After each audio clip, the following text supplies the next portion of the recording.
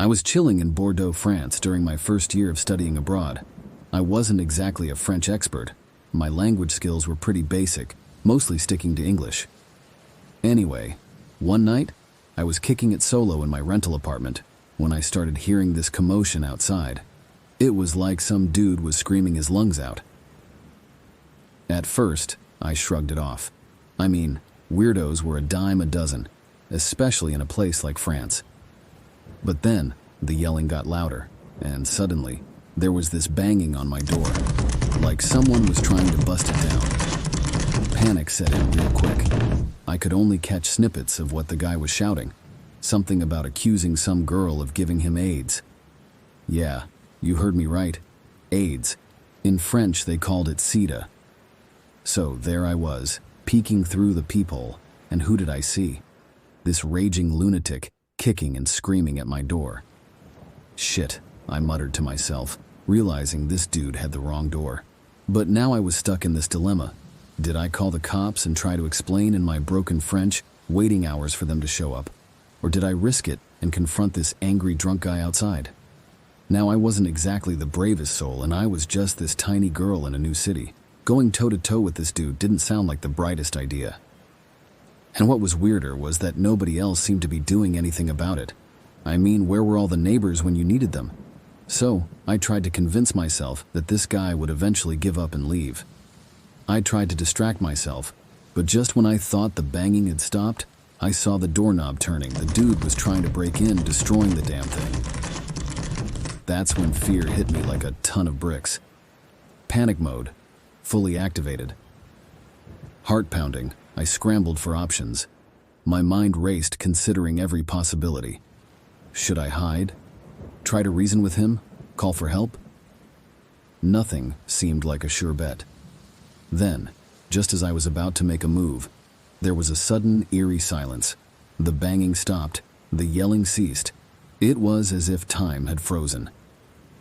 For a moment, I dared to hope that maybe, just maybe, he had given up and split. But that hope was short-lived. Slowly, cautiously, I crept back to the peephole, holding my breath. The man was gone like poof, vanished into thin air. Panic surged through me once again, stronger than before. Had he found another way in? Was he lurking just beyond that door? With trembling hands, I reached for my phone, ready to dial emergency services. But before I could even touch it, I heard a faint whisper from the other side of the door. "Let me in," the voice croaked. That was it. That was all it took for me to snap.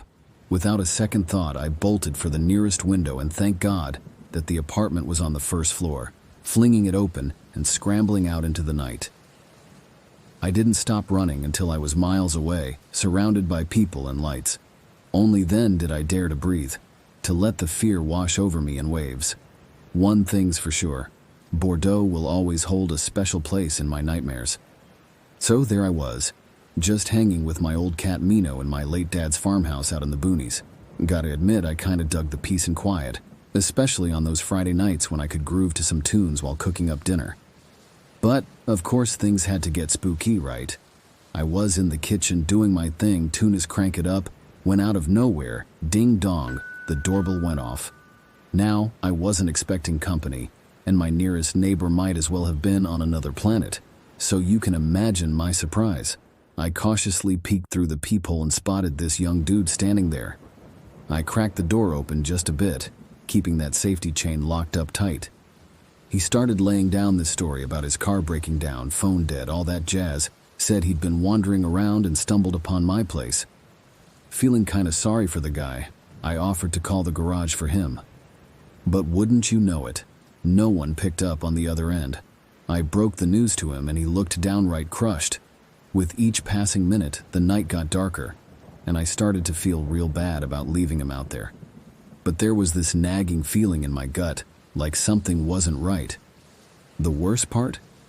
Well, as luck would have it, right when we were having our little chat, the heavens decided to open up and pour rain like there was no tomorrow. Talk about bad timing. Now I was already feeling guilty about not helping the guy out, especially since I was raised to be a good Christian and all. Then he hit me with, "Thanks for your help.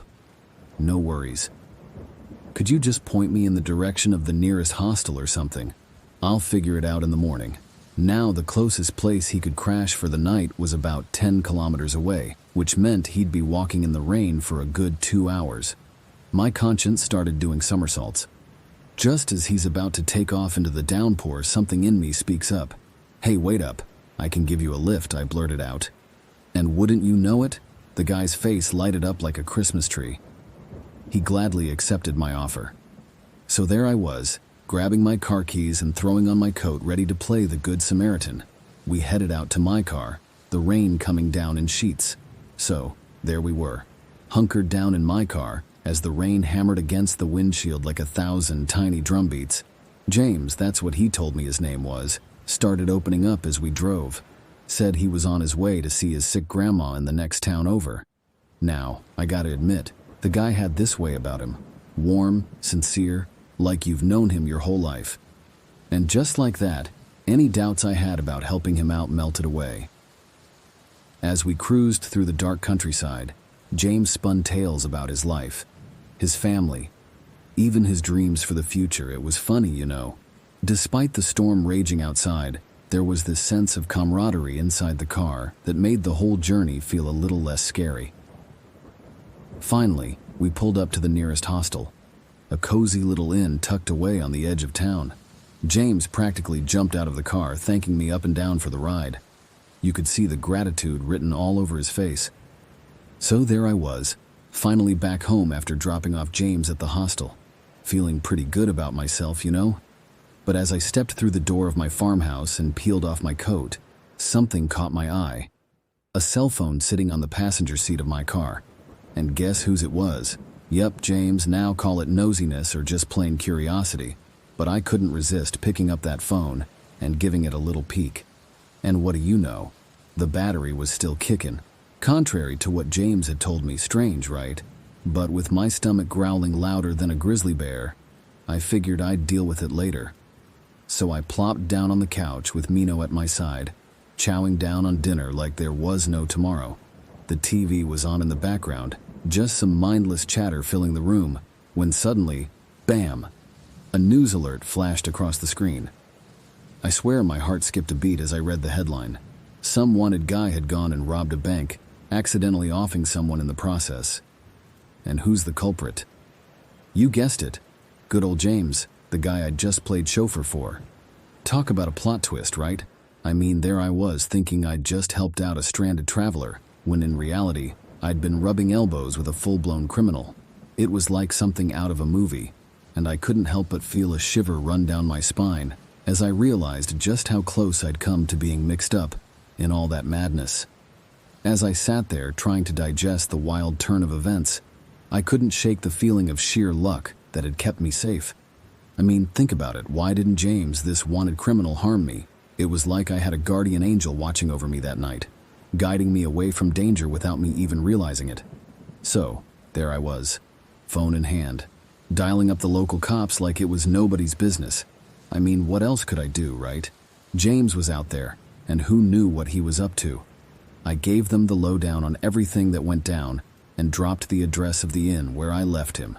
As I hung up the phone, I couldn't shake this mix of nerves and relief. I mean, sure, it was a relief to pass the buck on to the cops, but I still had this knot in my stomach thinking about what James might be mixed up in. The rain kept coming down outside, like the whole world was holding its breath, waiting to see how this crazy night would play out.